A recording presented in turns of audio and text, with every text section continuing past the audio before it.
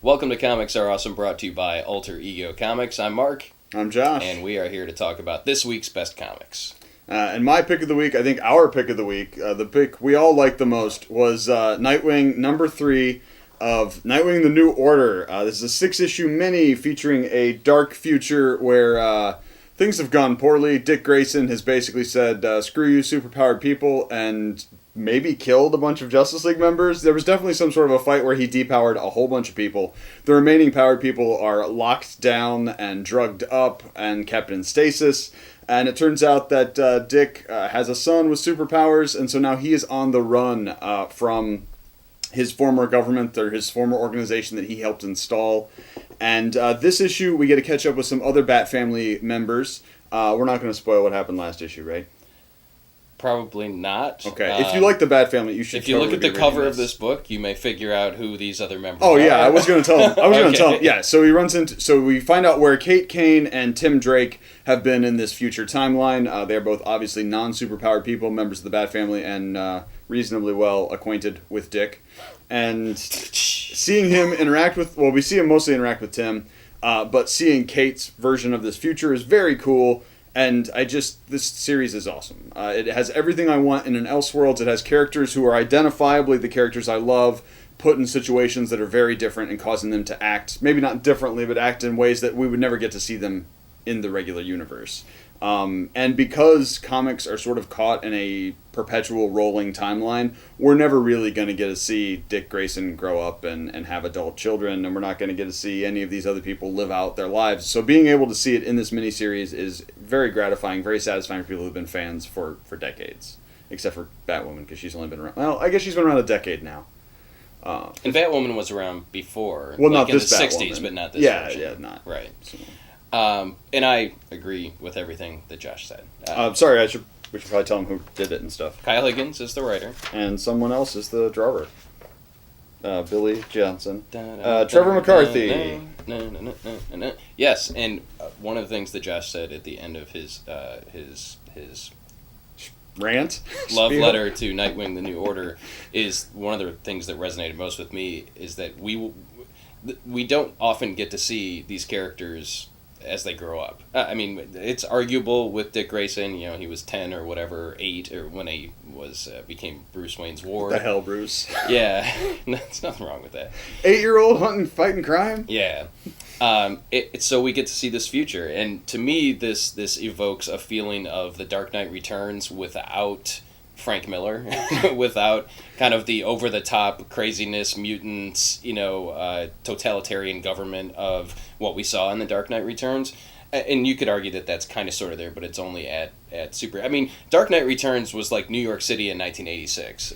That's what it was. This is not... This is a normal society with the exception of the superpowered beings, not... Just for the record... superpowered beings are people too, and saying that only imprisoning them is not a great stepping stone towards a good future. They were only targeting the Jews, Mark. This is a great world, except for stop. See, you gotta take it that far. All right. I'm just saying that they're people. Well, I mean, half of the people are heroes. I mean, they're the main characters we care about in the other books. No, you're right, and I was going to say too, it's not as dystopian as most of the future stuff we see. It's not. Even Kingdom Come was arguably a little darker than this. Yeah. But so yeah, and that's amazing. a function of Nightwing as a viewpoint. If you are a fan of Nightwing or Robin or the Bat Family, this is must reading. This should be selling better than it is, and I get on that high horse from time to time because I feel like it's necessary. We need to push this in front of people. Batman is the benchmark against which all other comic sales are measured. And this Nightwing, the New Order, is an outstanding series. Now, 6 issues, you may want to wait for the trade, and you're going to get... done at this point. Yeah, you're going to get a solid story when it comes out, but it's awesome. Truly awesome. All right, so that was my pick, but we'll continue with other stuff that I thoroughly enjoyed this week. Flash number 33 is a Dark Knight's Metal tie-in. Bats Out of Hell Part 1. This is going to bounce around between the Flash and Justice League and Green Lantern, I think. That sounds right. I think it might be. I think it's one Hal issue. Jordan, Green Lantern. Yeah, it's Flash, Hal Jordan, Green Lantern, and 2 issues of Justice League, if I'm not mistaken. So a 4-parter, and this picks up almost immediately after the end of Dark Knight's Metal number 3. So you want to make sure you read that first. And we see what happened. Can I spoil stuff? You're making faces. No, I wasn't. I was trying to figure out where... Wasn't he making faces? Well, I was trying... Because it doesn't overlap, but there's some interaction from Gotham Resistance in there, too. It's not important, but it's noticeable. And I would put this on the level, maybe even a notch above Gotham Resistance as far as stuff you want to read if you're reading Metal. Because it... If you want to know what's going on with the Justice League and Metal, this appears to be where that story is being told. Yes, because you can't fit it all in there. I do love the way that DC is doing this, and the writers and editors are weaving a cohesive story that flows through different series instead of creating... there could have been Bats Out of Hell 1 through 4, but it's actually crossing over into the series in a true crossover fashion. Top notch, written by Joshua Williamson, regular writer of The Flash, artwork by Howard Porter. At the end of Dark Knight's Metal number 3, there is a plan to get Superman into the Phantom Zone, which is somehow connected to the Dark Multiverse, or there's like a wormhole or a subway station. I'm not sure how this happens. And the Flash is involved in that plan. He needs to propel... They're like running super fast, and he needs to propel Superman to break some barriers and get into the Phantom Zone. This is what happens immediately after Superman breaks through. We don't see what happens to Superman because we kind of saw a bit of that in Dark Knight's Metal number 3, but this is what remains of the Justice League and the Flash immediately after that. So if you're reading Dark Knight's Metal, in my opinion, this is a must-read, and it is excellent. Continues. Metal is shaping up to be a pretty incredible story. Mm-hmm. Yeah. And that's that. I really like it. Continuing my love letter to the Bat family, we've got 2 more series that are just 8 kinds of awesome. So you say to me, Josh, I like your Nightwing New Order, your dark dystopia with the future of a Bat family member, but I don't like Dick Grayson. First off, you're wrong. Dick Grayson's awesome. But say your Robin is Tim Drake. Well, you want to pick up Detective Comics for the last 3 issues, but this issue too. This is 967. This is the 3rd part of A Lonely Place of Living, featuring the return of Tim Drake. And last issue, we got the weird, dark future Batman Tim Drake. And now he and regular Tim Drake are on the loose against the regular Bat family, obviously regular Tim Drake. So we get to see the reunion that's been, like a year in coming of Tim getting back together with his team. And we get to see exactly where dark future Tim Batman goes when he gets a chance to go to the past that he misses, a world that's no longer his. And it's awesome and emotional and great. Just top-notch comic making. James Tynion writing. And over in Batgirl, we've got the next part of Summer of Lies. This is a 2-timeline story with Dick Grayson and Barbara Gordon. We see both an early adventure, basically their first team-up adventure when they were both very young, and then a current one where some of the people they interact with before are recurring, and they delve deeper into it. So if you're a big fan of the Dick and Babs relationship, and you probably should be, it's a must-read. If you like Nightwing, I don't know why you wouldn't be reading this book. Unless you just don't like Barbara Gordon. In which case you should be reading this one where he doesn't end up with Barbara Gordon. Did we spoil who he ends up with? I think we said it last time. We may have, yes. Well, his kid's got superpowers, so you can do the math. He likes redheads. Amazing Spider-Man number 790 is in my stack O stuff this week. This is Fall of Peter Parker Part 2. Plotted by Dan Slott, written by Christos Gage, artwork by Stuart Immonen. And we continue to see the fallout of the collapse of Parker Industries brought on by Hydra and Doc Ock and all the bad stuff that was happening to Parker Industries. I think that this comic is doing an excellent job of truly showing the fall of Peter Parker.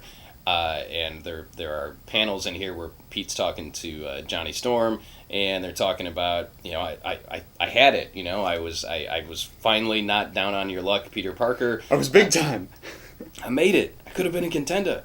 I was working with science. I was making people's lives better. All this stuff, and then Pete, as always happens with Pete, something horrible happens. So we get to see a lot of emotion on his part. The public hates Peter Parker now, but loves Spider-Man. So there's been that switch. So he's spending more time as Spider-Man because people aren't throwing things at him and drawing poop emojis on his head, which do happen in this issue, and that made me laugh. But he's got to liquidate all of his assets, basically, to pay settlements to his employees and maybe families that were wronged by his tech and all this other stuff.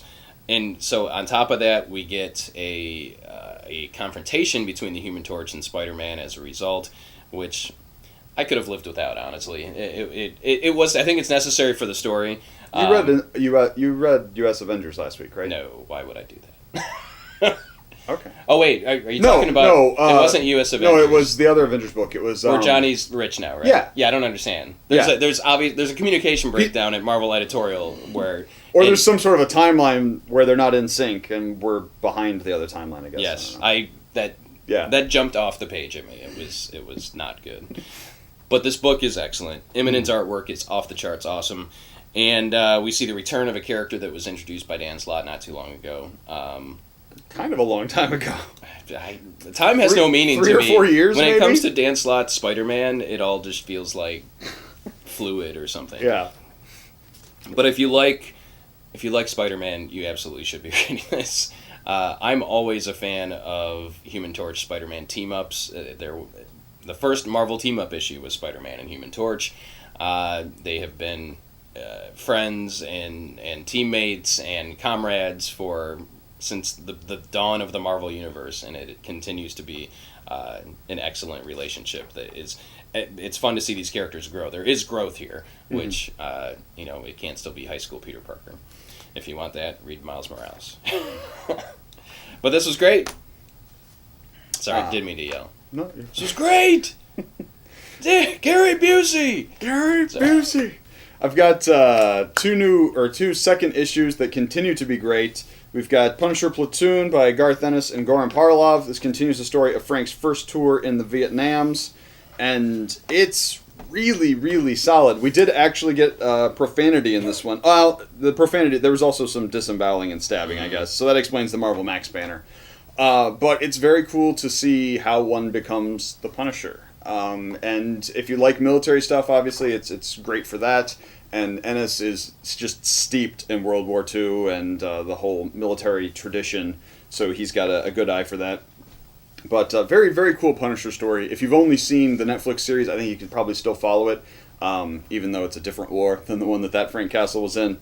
But top-notch work. And then also awesome this week, Gotham City Garage, written by, that's not Joe Kelly, is it? No. It's Kelly Thompson? It's two people, if I'm not mistaken. Two people wrote it. It's got to be at the beginning. So this is the, you would hope. There we go. Jackson Lansing and Colin Kelly with pencils by Lin Yoshi. 2 eyes, maybe Yoshai? I don't know. Yoshi-E? Let me know, Lin. So this continues a post-apocalyptic Mad Max version of the DC Universe where the Gotham City Garage ladies, so Big Barda and Silver Banshee. How the hell is Silver Banshee on this team? I don't know. Copyright reasons. Yes, Harley Quinn and Kara Gordon. Because she was on Supergirl. Supergirl. She was on Supergirl. Yeah. That's why. But so they are teaming up to pull a heist to get resources, and this is mostly from the point of view of Big Barda, kind of her assessing the new team member, which is Kara, and figuring out, it's very good. It reminded me a little bit of the what we saw last issue or the issue before in Miracle Man, because Barda, not on panel, but in like the voiceover talking about training this young person, kind of flashes back to Granny Goodness training her, which as we all know was hell, literally. And I just continue to be amazed by how good this book is. It's A+. Surprise, yeah, if you like post-apocalyptic stuff and the DC ladies, check it out. There is so much cool stuff to choose from, really, when you hear people complain about comics or that there's nothing to read or I don't like what they're doing, there's always somewhere new to go that you can be excited about. Or somewhere old to go, if that's what you want. Yeah, Legacy, or Indigo. On the new front for me is Ghostbusters Answer the Call, #1 from IDW. This is the most recent Ghostbusters film team, the Lady Ghostbusters. And I will be completely transparent. The only reason I picked this book up is because Kelly Thompson is writing it. Kelly Thompson, of course, knocking it out of the park on Hawkeye and Captain Phasma and several other things. And it did not disappoint. It has the wit and the humor and the relationship writing that Thompson does extremely well on all of the other books that I mentioned. And I did see this film. I did enjoy it. I didn't think it was awesome. I didn't hate it as much as many other people did, but I thought it was good. So having seen the film helped me because I know how these characters are supposed to sound. I know how they're supposed to interact with each other.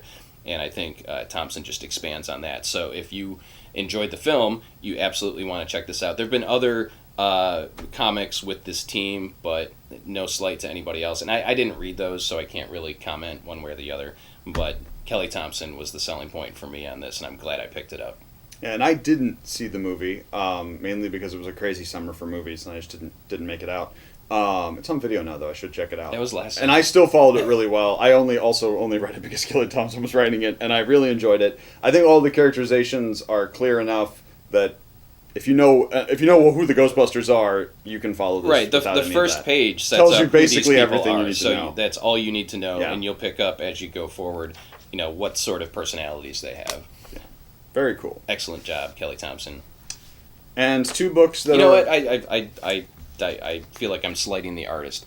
The art was by Corin Howell, and I think the art was top notch as well. It was very Kubert-esque. It was very one of the Kubert brothers. See, I would have said parts of it are kind of almost early Chaykin in his face shapes and stuff. I don't know. I saw some Kubert in here, but I'm not familiar with the work of Corin Howell to the best of my ability, but it was top notch. 2 books that are awesome every month, and I'm going to keep telling you about them until they're number 1 on the list. All New Wolverine, number 26, written by Tom Taylor, drawn by a cabal. There's a group of evil geniuses working. Juana? I think it's Juan. Juan. All right. Juan, she's from the Juan south. with 2 N's. Juan All right. Bow. Cabal, or Cabal possibly. Drawing, and this is the second part of Orphans of X, the legacy stuff that deals with the return of, I'm just going to say it, of Laura's mother into her life, and the continued desiccation, or dissection almost, of Daken by bad guys. What? I don't like Daken, so you don't have to like. He can be dissected as much as. I don't really like Daken either, but I like him in this context. Yeah. He's a Marvel character that it's not going to break my heart if they do kill him. So there's a nice cliffhanger there. They've already killed him once, so yeah. But just amazing, awesome, fun, great emotions, great interaction. Tom Taylor knows what he's doing, and the greatest book on the stands today, bar none. Saga 48 is out. This is the last part of the story arc, and this is actually, I think, the least depressing last part of any. Saga trade. I expected because usually the last issue of a Saga trade, something horrible happens, and some stuff that's not great happens in here, and there's definitely tension and stuff. But it was awesome. Dialogue, characterizations, just top notch across the board. Beautiful art, amazing words, great characters. I'm really impressed with how well Vaughn and Staples have been able to accelerate Hazel's timeline. Basically, every volume we're jumping forth between months and years, in some cases several years, and so there are characters coming and going, the characters are aging and changing, and we're missing parts of their development, and they're still completely recognizable. You understand their motivations, you understand what they're feeling. It's just really a testament to how good these people are at what they do, and Saga is awesome. Agreed. A couple things we want to make you aware of this week. Hack Slash returns. So Cassie Hack is back. Actually, she was back a couple weeks ago in the Hack Slash Vampirella miniseries. But if you're more of a fan of traditional Hack Slash Resurrection, I can't say that very fast, is the new series. And this is not written by Tim Seeley, who is the creator of Hack Slash. It's written by Teenie Howard. Artwork by Seelor. Is that Mo Howard's youngest brother or sister, maybe? I believe he or she is related to CeeLo Green. It might just be CeeLo R. I was talking about Teenie Howard. But Teenie Howard, yes. Mo Howard's great-granddaughter. Handpicked by Tim Seeley to continue the story of Cassie Hack, and I really like this character. I do too. I think that she is a character deserving of wider recognition. The Hack Slash Omnibuy are amazing. You should totally pick those up. And if you are a Hack Slash fan, you need to pick up Resurrection. And if you're into female heroines that kill things like Buffy the Vampire Slayer, then this is a book for you. If you were raised during the 90s, then there is a book out for you called Goosebumps, Monsters at Midnight.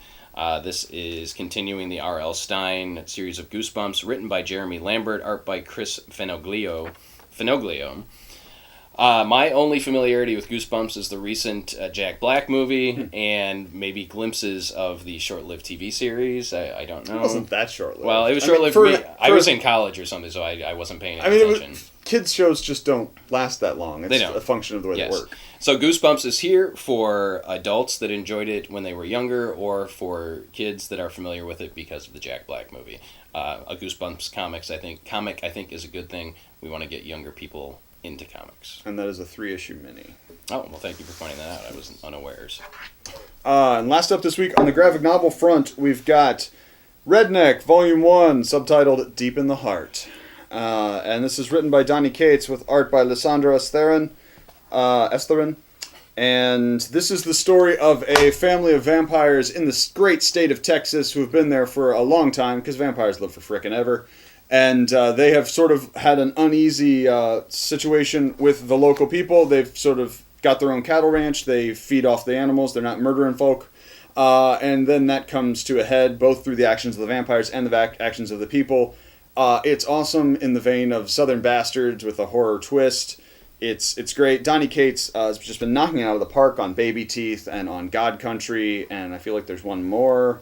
But Redneck is the horror story I want to read. I don't really like horror comics, which is ridiculous when you think about the number of horror comics I actually do like and recommend. But as a genre, it's not one of the first places I go. But Redneck is the perfect blend of horror and drama and just really well executed vampire story. Absolutely. I think you nailed it when you said drama. Yeah. It's a story about a family. It's the characters that pull you in. It's the same reason The Walking Dead works for people. It's because it's not about the horror for the most part. It's about the characters, and the horror is just the genre that it's placed in. So Redneck is top notch. Look for Donny Cates making his Marvel debut on Doctor Strange in the very near future. I think about 2 or 3 weeks away. So that is it for this week. All kinds of awesome stuff for you to pick up. If you like this week's episode, please give us a thumbs up on YouTube. The more likes we get, the more people see this, and the more people find out which comics are awesome. And please join us over in our private Facebook group. There'll be a link in the show notes where you can continue the conversation. As always, thanks for watching. We'll see you again real soon.